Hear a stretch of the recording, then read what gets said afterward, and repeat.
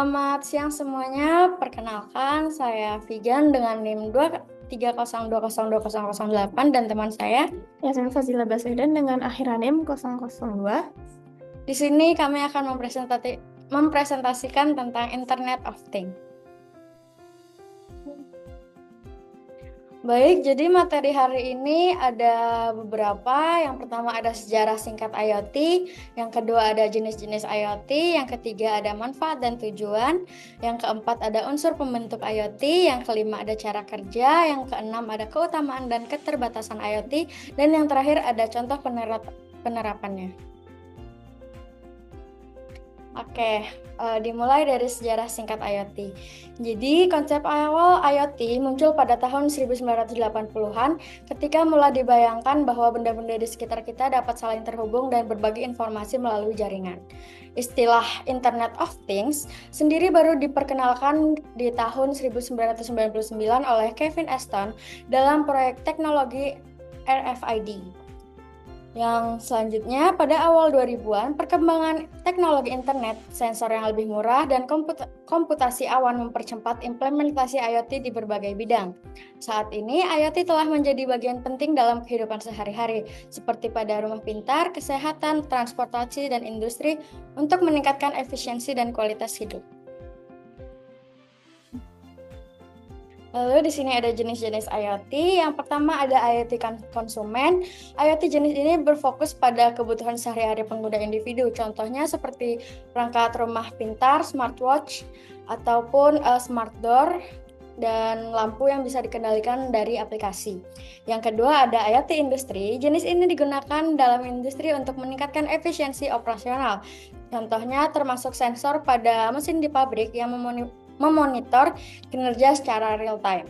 Selanjutnya ada IoT kesehatan. IoT di bidang medis mencakup perangkat kesehatan pintar seperti alat pemantau tekanan darah, alat bantu pernafasan. Lalu yang keempat ada IoT transportasi, digunakan dalam kendaraan pintar, sistem navigasi, dan pelacakan logistik. Contohnya adalah mobil Tesla yang bisa auto drive. Lalu yang terakhir ada IoT pertanian. IoT membantu petani dengan alat yang memantau kelembaban tanah, cuaca, dan kebutuhan nutrisi untuk tanaman untuk meningkatkan hasil panen secara efisien. Baik, selanjutnya ada manfaat dan juga tujuan dari IoT itu sendiri. Ya, kita mulai dari manfaatnya ya. Manfaat IoT itu antara lain adalah dapat meningkatkan efisiensi, misalnya untuk otomatisasi di pabrik. Yang kedua ada untuk mempercepat pengambilan keputusan dengan data real time. Jadi secara real time ini kita dapat mengambil keputusan baik di industri maupun di kegiatan kita sehari-hari.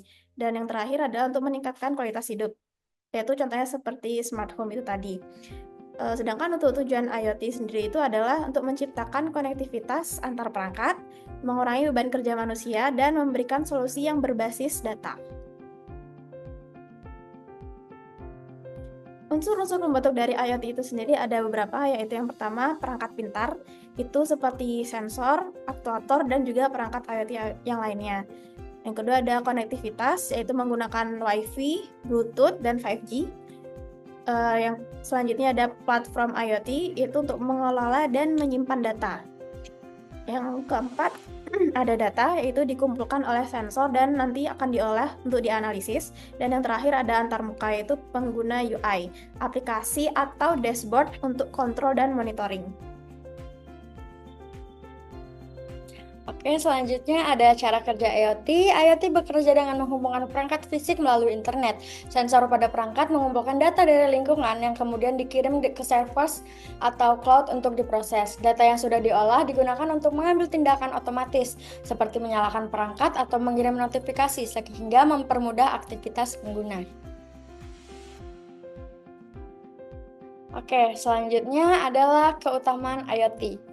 IoT adalah jaringan perangkat yang terhubung ke internet untuk mengumpulkan, berbagi, dan memproses data. Keutamaannya meliputi efisiensi operasional, yang berarti IoT memungkinkan otomatisasi proses sehingga mengurangi waktu dan biaya operasional.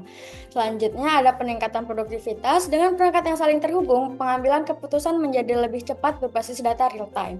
Selanjutnya ada penghematan energi. IoT dapat membantu mengelola sumber daya seperti mematikan perangkat yang tidak digunakan, contohnya smart lighting. Lalu keamanan ditingkatkan. Sistem IoT dapat memantau lokasi atau perangkat secara real time, memberikan perlindungan dengan lebih baik. Lalu yang terakhir ada personalisasi pengalaman. Dalam sektor konsumen seperti smart home, IoT menciptakan pengalaman pengguna yang lebih sesuai dengan kehidupan dan kebutuhan individu. Nah, selain dari keutamaan-keutamaan tadi, IoT juga memiliki keterbatasan tersendiri. Yang pertama, mulai dari keamanan dan juga privasinya. Perangkat IoT ini rentan terhadap serangan cyber seperti hacking ataupun pencurian data. Yang kedua juga ada biaya implementasi. Meskipun IoT ini menghemat untuk biaya jangka panjang, meskipun menghemat biaya jangka panjang, investasi awal untuk perangkat dan infrastruktur IoT itu cukup besar. Selanjutnya ada ketergantungan pada internet. IoT ini tidak bisa berfungsi tanpa adanya koneksi dari jaringan internet. Selanjutnya ada interoperabilitas. Banyak perangkat IoT ini menggunakan protokol yang berbeda sehingga sulit untuk saling terintegrasi satu sama lain. Dan juga pemeliharaannya. Pemeliharaan dari IoT ini memerlukan pembaruan software dan hardware yang dilakukan secara berkala. Selanjutnya ada contoh perusahaan yang sudah menerapkan IoT, yaitu perusahaan Amazon Go. Amazon Go ini adalah toko retail yang menerapkan teknologi IoT untuk menciptakan pengalaman berbelanja tanpa kasir. Nah, sistem IoT ini digunakan untuk yang pertama ada sensor shelf, yaitu mereka tuh dapat melacak produk yang diambil atau dikembalikan ke rak di websitenya mereka, di platformnya mereka. Yang kedua ada kamera AI, itu dapat mengidentifikasi pelanggan dan barang yang dibeli oleh pelanggan. Yang terakhir ada pembayaran secara otomatis. Nah, sistem IoT ini secara otomatis dapat menghitung total belanja dan juga menarik pembayaran dari akun Amazon pelanggan itu sendiri. Oke, selanjutnya ada dampak inovasi IoT. Dampak pada perusahaan. Yang pertama, ada efisiensi operasional. Amazon mengurangi biaya operasional dengan menghilangkan kebutuhan kasir manusia. Yang kedua, peningkatan kepuasan pelanggan. Proses belanja lebih cepat dan lebih nyaman karena belanja melalui self-service. Yang ketiga, ada keunggulan kompetitif, yaitu teknologi IoT memberikan Amazon keunggulan di pasar retail modern. Selanjutnya, dampak pada masyarakat, meningkatkan kemudahan belanja menjadi lebih praktis dan efisien. Yang terakhir ada tantangan sosial, mengurangi lapangan pekerjaan seperti kasir tradisional.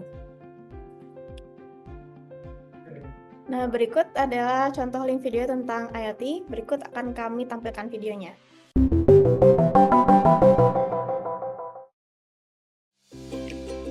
Internet of Things atau IoT merupakan teknologi yang memungkinkan benda-benda di sekitar kita terhubung ke jaringan internet. Teknologi ini ditemukan oleh Kevin Aston pada tahun 1999. Hingga saat ini, teknologi IoT sudah dikembangkan dan mulai diaplikasikan. Salah satu produknya yang paling akrab dengan kita adalah layanan GPS. Cara kerjanya, setiap benda yang terhubung ke internet bisa diakses kapan saja dan di mana saja. Bayangkan, ketika kita meninggalkan rumah, ternyata lupa mematikan TV, kita bisa mematikan dari jarak jauh hanya dengan mengirim pesan ke rumah kita. Rumah, tolong matikan TV. Bahkan bila kita sedang dalam perjalanan dan tiba-tiba terjadi kecelakaan, CCTV di jalan raya dapat mendeteksi adanya kecelakaan lalu lintas, lalu mengirimkan informasi pada sistem dan mengabarkan pada rumah sakit terdekat untuk mengirimkan ambulans. Sementara itu, jam tangan pintar yang digunakan oleh korban kecelakaan dapat memberi informasi tentang kondisi tubuh korban dan memberi kabar pada keluarga atau kerabat terdekat. Saat ini, Indonesia sendiri sudah menerapkan IoT pada proyek-proyek Smart City di 23 kota. Ada juga startup seperti Gignesia yang menjadi wadah bagi developer IoT di Indonesia. Jadi, sangat mungkin jika suatu hari nanti di rumah kita muncul iklan-iklan dadakan atau bahkan meme tentang curhat sama tembok bisa benar-benar terjadi.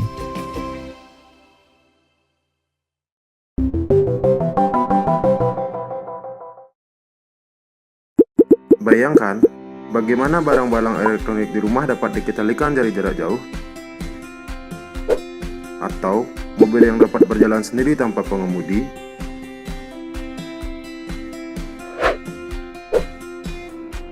Kok bisa? Bagaimana caranya?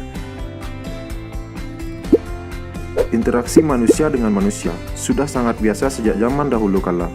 Interaksi antara manusia dengan mesin sudah biasa pula sejak adanya penemuan teknologi seperti komputer atau gadget. Namun, pernahkah Anda bayangkan bagaimana jika mesin atau perangkat elektronik juga dapat berinteraksi dengan mesin? Inilah yang disebut dengan Internet of Things. Internet of Things adalah sebuah teknologi yang memungkinkan kita untuk menghubungkan mesin, perangkat, dan perangkat lainnya melalui jaringan. Internet of Things masih relatif baru di dunia teknologi saat ini. Akan tetapi, diprediksi teknologi ini akan berkembang pesat dan menjadi tren yang luar biasa. Internet of Things adalah interkoneksi yang unik antara embedded computing device dalam infrastruktur internet. Setiap perangkat IoT memiliki identitas, bisa beroperasi secara mandiri, dan bisa berkomunikasi dengan pengguna dan perangkat IoT lainnya. Cara kerja dari Internet of Things cukup mudah. Setiap benda harus memiliki sebuah identitas berupa IP address. IP address yang digunakan adalah IPv6. Mengapa IPv6? Alamat IP terdiri dari dua jenis yaitu IPv4 dan IPv6. IPv4 contohnya seperti 192.168.8.1. Sedangkan IPv6 akan terlihat seperti ini. IPv4 hanya menggunakan format 32 bit, sedangkan IPv6 menggunakan format 128 bit. Jika di dunia ini terdapat jutaan alat berbasis IoT dan masih menggunakan IPv4, maka maksimal hanya akan ada 4.294.967.296 perangkat saja di seluruh dunia. Sedangkan dengan adanya IPv6, jumlah perangkat yang dapat dikoneksi ke internet hampir tidak terbatas. Setelah benda tersebut memiliki alamat IP dan terkoneksi dengan jaringan internet, maka benda tersebut dapat diakses dari manapun oleh pemiliknya. Perangkat IoT yang telah terkoneksi dengan jaringan internet tadi dapat dipasang sensor atau alat penggerak untuk membantu pekerjaan manusia sehari-hari. Manfaat dengan adanya IoT antara lain saat ini penerapan teknologi jadi lebih maksimal. Perangkat yang saling terhubung satu sama lain memungkinkan perangkat tersebut bekerja secara otomatis tanpa perintah dari manusia.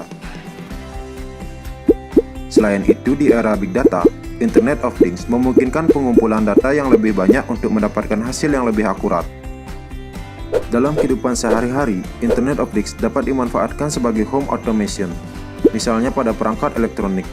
Mesin penanak nasi yang telah berteknologi IoT dapat dikendalikan pemiliknya hanya dari perangkat smartphone. Contoh lainnya adalah pintu rumah. Pemilik rumah dapat memastikan rumahnya terkunci saat ditinggal pergi, mengunci rumahnya dari jarak jauh, bahkan dapat membukakan kunci rumah saat ada tamu keluarga yang mendadak datang. Sekarang apabila pemilik rumah lupa mematikan lampu atau yang lain seperti AC, TV, dan lain-lain, pemilik rumah dapat mematikannya dari jarak jauh melalui aplikasi IoT. Kemudian di sisi lingkungan, perangkat Internet of Things dapat diintegrasikan dengan berbagai jenis sensor. Salah satunya, sensor tingkat keasaman. Sensor ini bermanfaat untuk mendeteksi tingkat keasaman pada sungai, kolam, atau tangki. Deteksi tingkat keasaman bermanfaat untuk menentukan apakah air layak untuk diminum. Pemasangan sensor di sungai atau laut juga dapat digunakan untuk mendeteksi adanya limbah berbahaya yang berpotensi mencemari lingkungan. Saat terjadi pencemaran, sensor akan mengirimkan notifikasi ke dashboard pemantauan, sehingga pengambilan tindakan dan pengambilan keputusan dapat dilakukan lebih cepat dan akurat. Internet of Things dalam tata kota membantu pemerintah mewujudkan smart city. Misalnya di kota-kota besar, di setiap persimpangan dipasang sensor untuk menghitung jumlah kendaraan bermotor yang melintas. Dengan adanya pemantauan terhadap kendaraan tersebut, pemerintah dapat memantau tingkat kemacetan di jalan, sehingga aparat yang berwenang dapat mengambil tindakan untuk membuat rekayasa lalu lintas. Selain itu, melalui Internet of Things, pemerintah dapat memantau tingkat keretakan jembatan dan bangunan. Dengan adanya pemantauan ini, tentu kejadian yang tidak diinginkan dapat dicegah.